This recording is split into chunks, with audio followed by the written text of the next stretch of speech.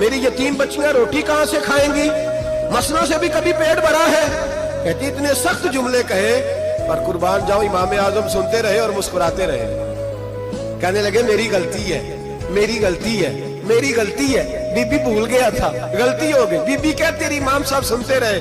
جب غصہ اتر گیا تو کہنے لگے اماں تیرا غصہ اتر گیا ہے؟ اتر گیا ہے.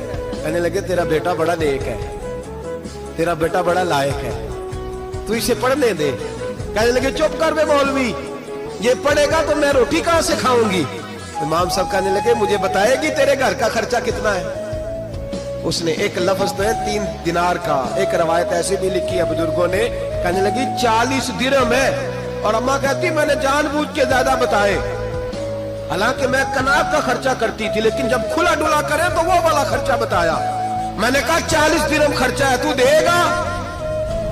کہتے امام اعظم کہنے لگے اماں تجھے لینے نہیں آنا پڑے گا، پہلی سے پہلے تیرے گھر میں پہنچ جایا کریں گے، یکم سے پہلے آئیں گے.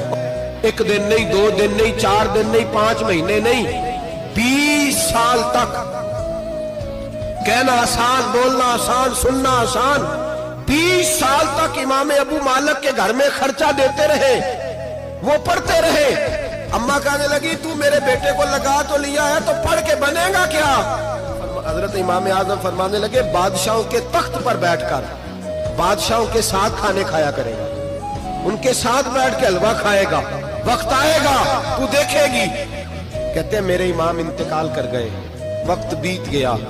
ہارون رشید نے مجھے بلایا بغداد میں اور کہا میں آپ کو چیف جسٹس بنانے لگا ہوں. کہتے ہیں میں خوشی سے سجدے کرنے لگا. میں چیف جسٹس بنا.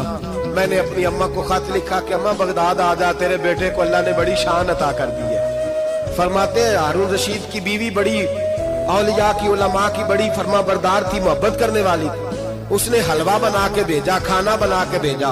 ہارون رشید تخت پہ بیٹھ کے کھانے لگا تو کہنے لگا امام صاحب آپ بھی یہیں آ جائیں میرے ساتھ.